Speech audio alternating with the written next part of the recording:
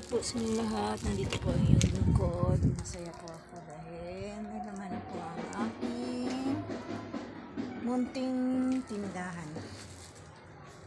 Kaya lang, ang anak ko ay may dinaramdam naman. May lagnat na naman ulit.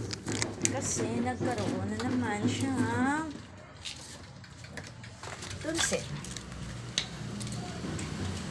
Sinong nakalit dyan sa panahon na ngayon? Tingnan nyo ang panahon. Tingnan nyo ang panahon, makulimlim ang aming panahon dito sa aming lugar. Ayan.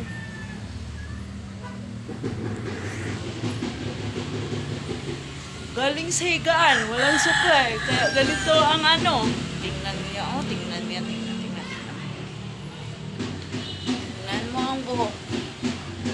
Tingnan mo ang buhok. Ang mahangin. Mahangin sa labas. Ito po. Day! Buksan mo ang pinto dahil magluluto na ako ng... Tama na! Magluto na ako.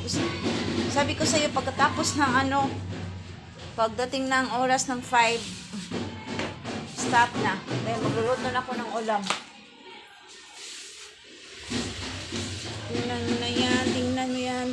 Pagkibigay ng ng stand ng ng telepono.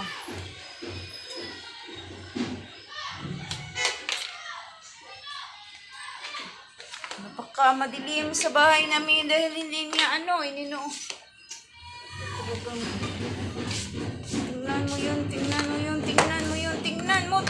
Tingnan, napaka madilim, Kat. Bakit ganito ang panahon mo, Kat? Pati ang bahay mo walang ilaw? Bakit walang ilaw? Tapos na siyang magugas. Ito po ang trabaho ng anak kong babae. Siyang maghugas ng pinggan at magluto ng kanin.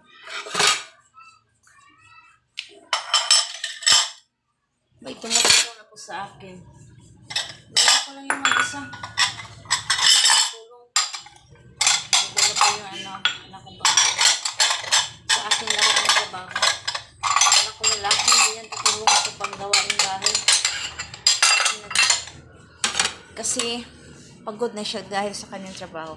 Bye-bye! God bless you.